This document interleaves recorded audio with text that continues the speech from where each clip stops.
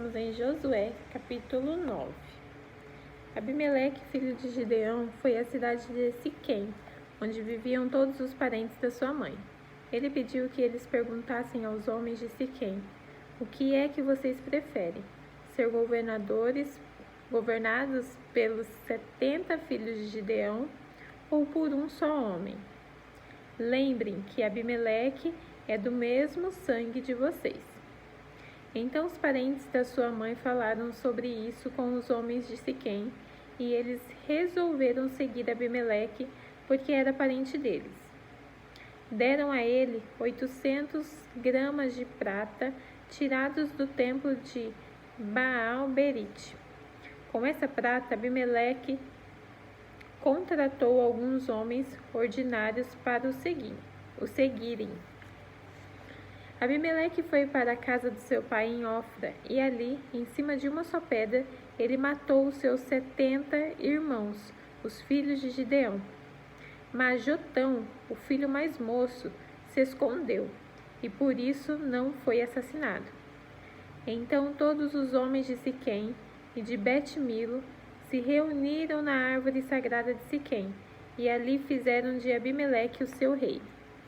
Quando Jotão soube disso, subiu até o alto do monte Gerizim e gritou para eles: homens de Siquém, me escutem, e Deus escutará vocês.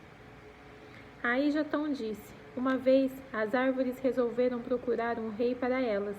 Então disseram à oliveira: seja o nosso rei.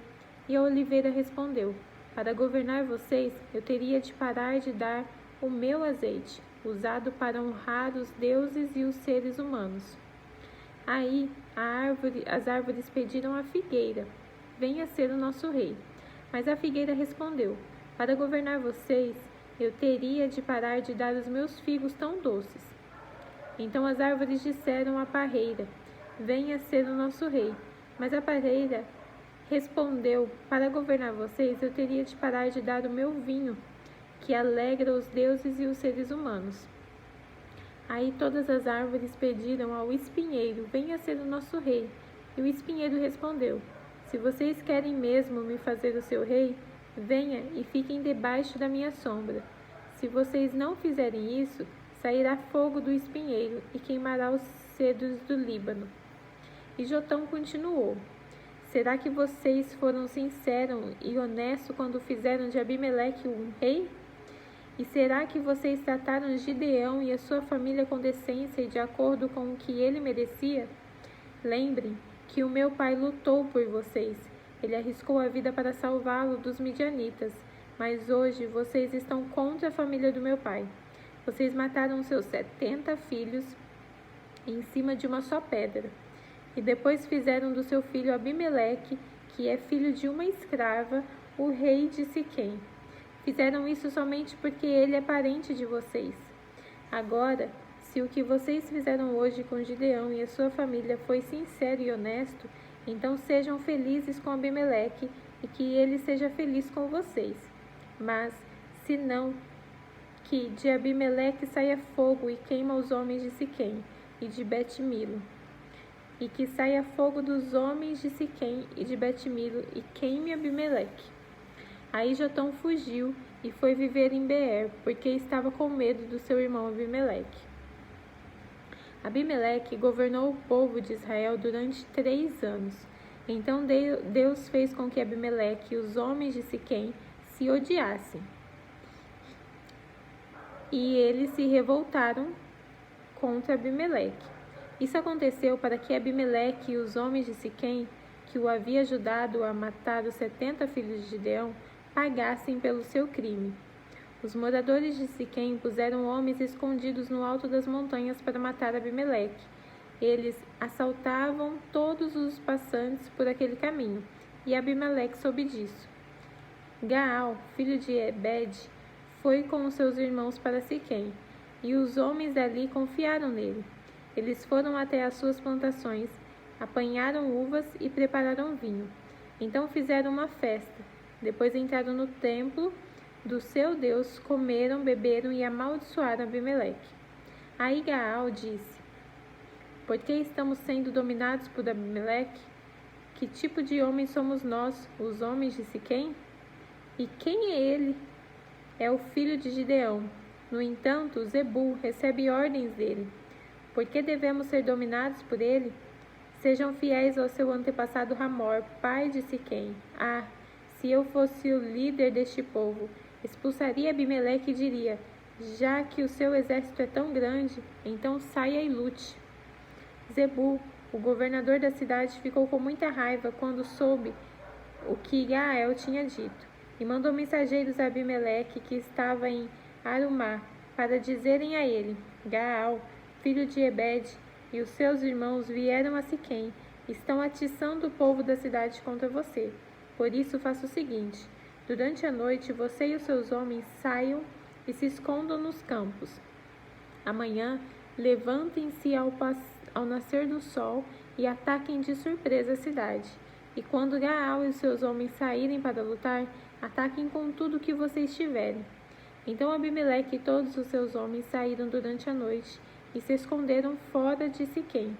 Divididos em 4 grupos, Gaal se levantou e foi para o portão da cidade. Aí Abimeleque e os seus homens saíram de onde estava escondido. Quando Gaal os viu, disse a Zebul: Veja, vem gente descendo do alto das montanhas. Porém Gaal disse: Veja, vem gente descendo bem na nossa frente, e um grupo vindo da árvore sagrada. Então Zebul disse: Onde foi parar toda a sua conversa? Não foi você quem perguntou por que devíamos servir Abimeleque? Pois são estes homens de quem você estava caçoando. Sai agora e lute contra eles. Aí Gaal saiu na frente dos homens de Siquém e lutou contra Abimeleque. Abimeleque o atacou e Gaal fugiu. Muitos homens caíram feridos até perto do portão da cidade. Então Abimeleque voltou para Arumá e Zebul foi até Siquém e expulsou de lá Gaal e os seus irmãos. No dia seguinte, o povo de Siquém saiu para os campos, e Abimeleque ficou sabendo disso. Então ele dividiu os seus homens em 3 grupos e os deixou escondidos no campo, esperando. Quando Abimeleque viu o povo saindo da cidade, saiu de onde estava escondido e os matou. Abimeleque e o seu grupo atacaram de surpresa e tomaram conta do portão da cidade. Os outros 2 grupos atacaram o povo que estava no campo e mataram todos. Abimeleque combateu os homens da cidade o dia todo. Tomou a cidade e matou os seus moradores. Então destruiu a cidade e espalhou sal no chão. Quando os chefes da torre de Siquém souberam disso, foram todos para a fortaleza do templo de Baal-Berite, para ficar em segurança. Mas Abimeleque soube que eles estavam reunidos lá. Aí subiu o monte Salmão com os seus homens, pegou um machado, cortou um galho de árvore e o pôs no ombro. Disse aos homens para fazerem depressa a mesma coisa. E cada um deles cortou um galho de árvore. Depois eles seguiram Abimeleque e fizeram uma pilha de galhos encostados na fortaleza. Em seguida, puseram fogo nos galhos e queimaram a fortaleza com toda a gente dentro. Assim, morreram todos os moradores de Torre de Siquém, mais ou menos 1000 homens e mulheres. Depois Abimeleque foi a Tebes, cercou a cidade e a conquistou. Em Tebes havia uma forte torre. Todos os homens e mulheres e os líderes da cidade correram e entraram nela. Fecharam as portas e foram para o terraço. Abimeleque avançou, atacou a torre e chegou até a porta para pôr fogo nela. Mas uma mulher jogou uma pedra de moinho na cabeça dele e quebrou o seu crânio. Aí ele chamou depressa o moço que carregava as suas armas e disse: Tire a sua espada e me mate. Não quero que digam que fui morto por uma mulher. Então o rapaz tirou a espada e o matou. Quando os israelitas viram que Abimeleque estava morto, voltaram todos para casa. E assim Deus castigou Abimeleque pelo crime que havia cometido contra o seu pai, o crime de matar os seus 70 irmãos. E como castigou pela maldade dos homens de Siquém, Deus fez com que eles sofressem, e assim aconteceu o que Jotão, filho de Gideão, tinha dito que ia acontecer quando os amaldiçoou. Capítulo 10. Depois de Abimeleque, Tolá, filho de Peuá e neto de Dodô, veio libertar o povo de Israel. Ele era da tribo de Isacar e morava na cidade de Samir, na região montanhosa de Efraim. Tolá foi líder de Israel durante 23 anos. Depois morreu e foi sepultado em Samir. Em seguida, apareceu Jair, da terra de Gileade. Jair foi líder de Israel durante 22 anos. Ele tinha 30 filhos, que montavam 30 jumentos. Os seus filhos tinham 30 cidades na região de Gileade. Elas são chamadas até hoje de cidades de Jair. Jair morreu e foi sepultado em Camon. E mais uma vez, os israelitas pecaram contra Deus, o Senhor.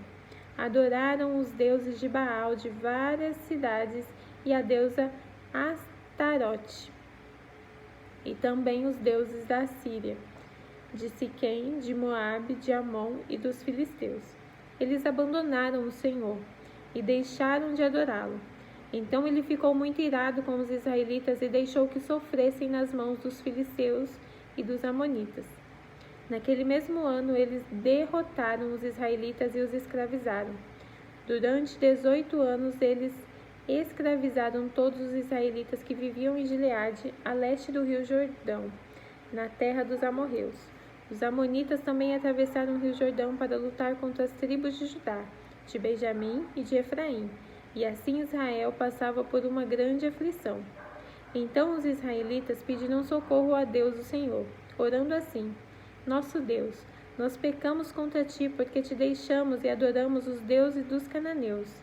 E o Senhor respondeu: No passado, os egípcios, os amorreus, os amonitas, os filisteus, os sidônios, os amalequitas e os moabitas escravizaram vocês, e vocês me pediram socorro, e eu salvei deles. Mas assim mesmo vocês me abandonaram e adoraram outros deuses. Por isso, eu não vou mais ajudá-los. Agora peça socorro aos deuses que vocês escolheram. Que eles os ajudem quando vocês estiverem em dificuldade. Mas o povo de Israel respondeu: De fato, nós pecamos. Faze de nós o que quiseres, mas salva-nos hoje, por favor. Então eles jogaram fora os seus deuses estrangeiros e adoraram a Deus, o Senhor. E ele teve pena deles, por causa da situação difícil em que estavam. Então o exército amonita veio e acampou em Mispa, e os chefes e o povo de Gileade combinaram que os homens que comandassem os israelitas na luta contra a Amonita seria o chefe dos moradores de Gileade. Capítulo 11. Jefté, da região de Gileade, era um soldado valente. O seu pai se chamava Gileade e a sua mãe era uma prostituta. A esposa de Gileade também teve filhos.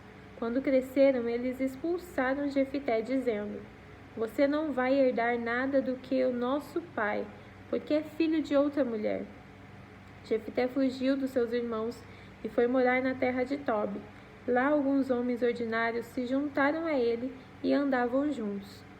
Algum tempo depois, os amonitas foram guerrear contra o povo de Israel.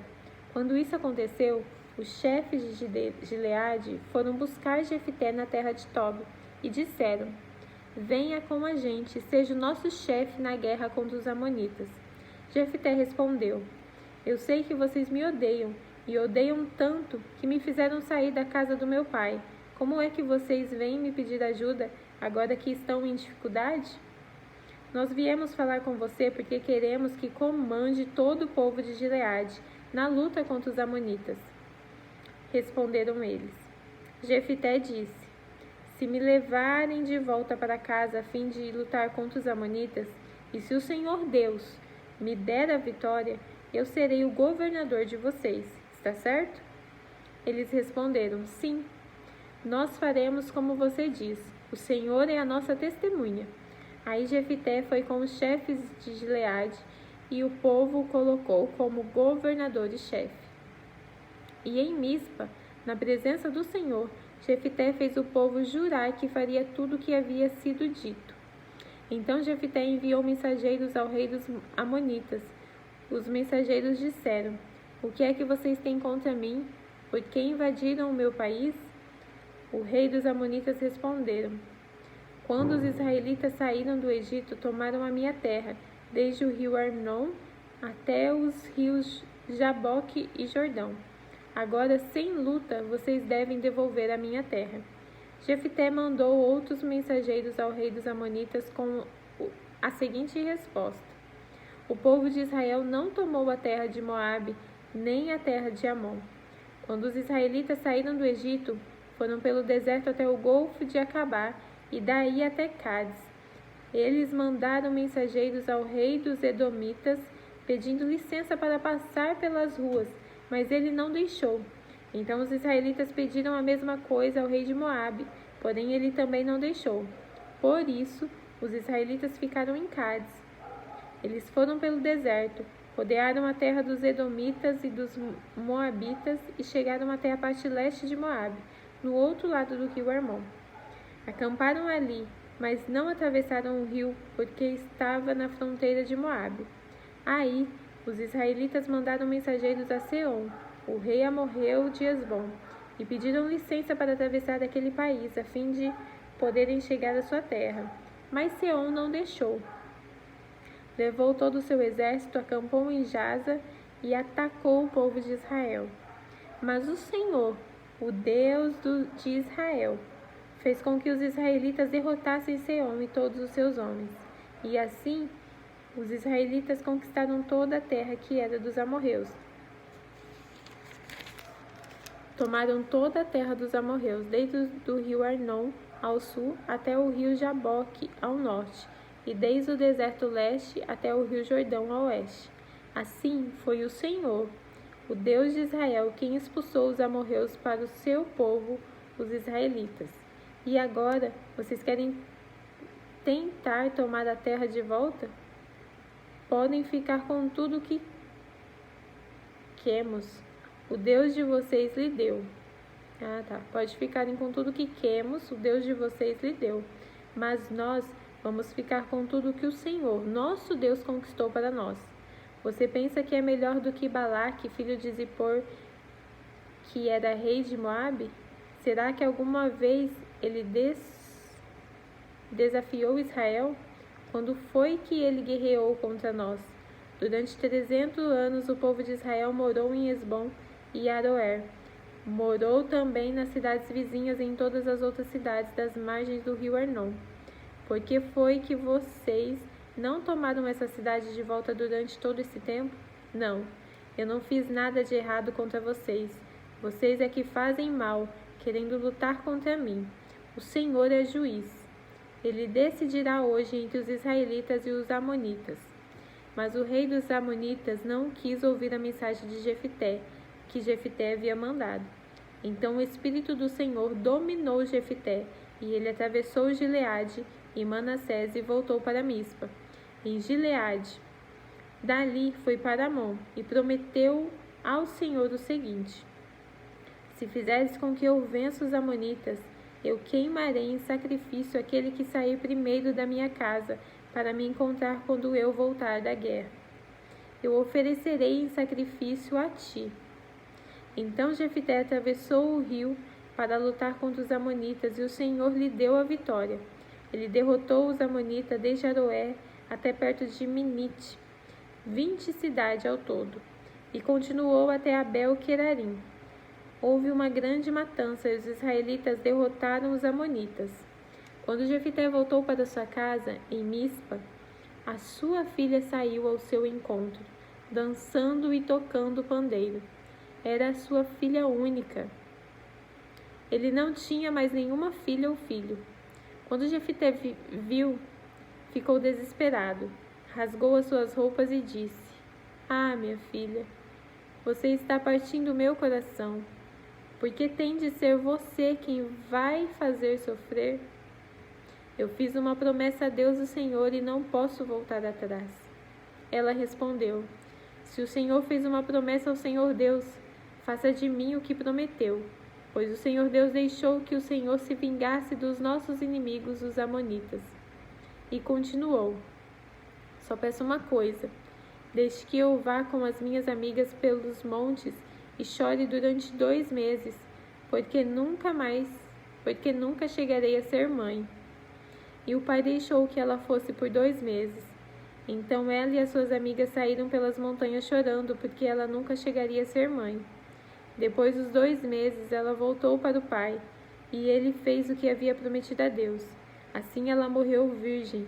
Daí veio o costume de que as mulheres israelitas saírem durante 4 dias, todos os anos, para chorar pela filha de Jefité, o gileadita. Capítulo 12. Os homens da tribo de Efraim se reuniram para lutarem. Eles atravessaram o rio Jordão, para o lado de Zafon, e disseram a Jefité: por que é que você saiu para combater os amonitas e não nos chamou para irmos também? Por causa disso, nós vamos queimar a sua casa com você dentro. Mas Jefité respondeu: eu e o meu povo tínhamos uma briga séria com os amonitas. Chamei vocês, mas vocês não me livraram deles. Quando vi que vocês não iam me ajudar, arrisquei a vida e fui combater contra eles. E o Senhor me deu a vitória. Então por que é que vocês vêm agora lutar contra mim? Aí Jefité juntou todos os homens de Gileade. Eles guerrearam contra os homens de Efraim e os derrotaram. Fizeram isso porque os efraimitas tinham dito: vocês gileaditas, que moram na terra de Efraim e de Manassés, são desertores de Efraim. Para não deixar que os efraimitas passassem, os gileaditas tomaram os lugares onde o rio Jordão podia ser atravessado. Quando algum efraimita que estava tentando escapar pedia para atravessar o rio, os homens de Gileade perguntavam: você é efraimita? Se ele respondia que não, eles o mandavam dizer a palavra Shibolete. Mas se ele dizia Sibolete, porque não podia falar direito a palavra, então o agarravam e matavam ali mesmo, na beira do rio Jordão. Naquela ocasião, foram mortos 42.000 efraimitas. Jefité, o gileadita, governou Israel durante 6 anos. Então morreu e foi sepultado na sua cidade natal, em Gileade. Depois de Jefité, Ibsã, da cidade de Belém, governou o povo de Israel. Ele tinha 30 filhos e 30 filhas.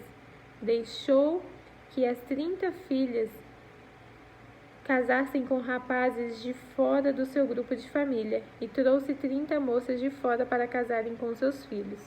Ibsã governou Israel 7 anos, então morreu e foi sepultado em Belém. Depois de Ibsã, Elon, que era da tribo de Zebulon, governou Israel 10 anos. Então morreu e foi sepultado em Ajalon, na terra de Zebulon. Depois de Elon, Abidom governou o povo de Israel. Ele era filho de Ileel, da cidade de Piratom.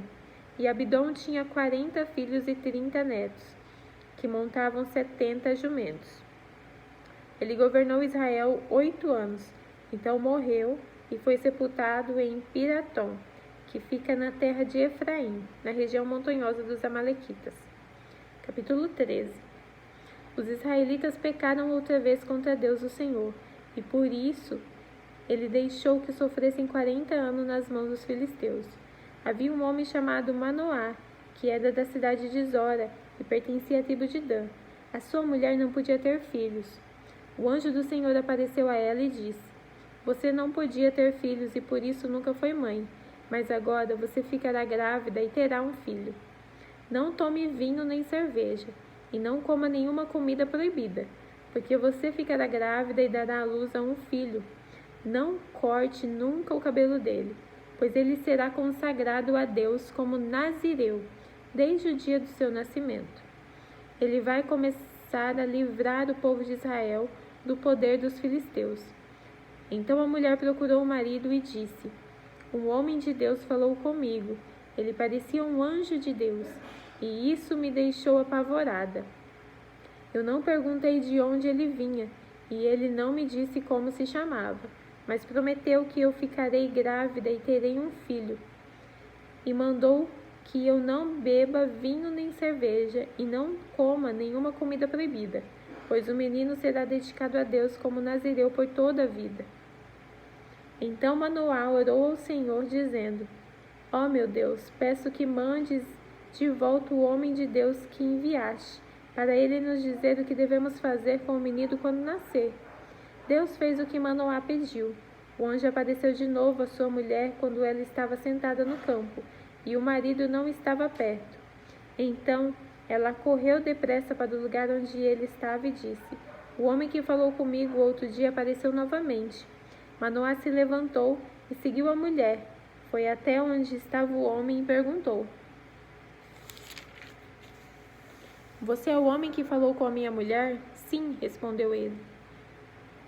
Então Manoá disse: Quando acontecer o que você falou, como é que o menino deverá agir? O que deverá fazer? O anjo do Senhor respondeu: A sua mulher deve fazer tudo o que eu já disse a ela. Não vai comer nada que seja feito de uvas, não vai tomar nem vinho nem cerveja, e não vai poder comer nenhuma comida proibida. Ela deve fazer tudo o que eu disse. Manoá não sabia que aquele era o anjo do Senhor e disse: Por favor, não vá embora ainda. Espere, que nós vamos cozinhar um cabrito para você. Se eu ficar, não comerei a sua comida, respondeu o anjo. Mas se você quiser prepará-la, então queime-a como oferta ao Senhor. Manoá disse: Qual é o seu nome? Nós precisamos saber para poder prestar uma homenagem quando acontecer aquilo que você disse. Por que você quer saber o meu nome? Perguntou o anjo. O meu nome é um mistério. Então Manoá pegou o cabrito e cereais e os ofereceu numa pedra ao Senhor, o Deus dos mistérios. Enquanto as chamas subiam do altar, Manoá e a sua mulher viram o anjo do Senhor subir para o céu, no meio das chamas. Aí se ajoelharam e encostaram o rosto no chão. Manoá e sua mulher nunca viram o anjo, e Manoá compreendeu que aquele homem era o anjo do Senhor. Então disse à mulher: Nós vamos morrer porque vimos Deus. Porém ela respondeu: Se o Senhor nos quisesse matar, não teria acertado nossas ofertas. Ele não nos teria mostrado tudo isso, nem falado todas essas coisas. A mulher de Manoá deu à luz a um filho e pôs nele o nome de Sansão. O menino cresceu e o Senhor o abençoou. Sansão estava no campo de Dan, entre Zora e Estaol, quando começou a sentir que o Espírito do Senhor o dirigia. Terminamos por hoje.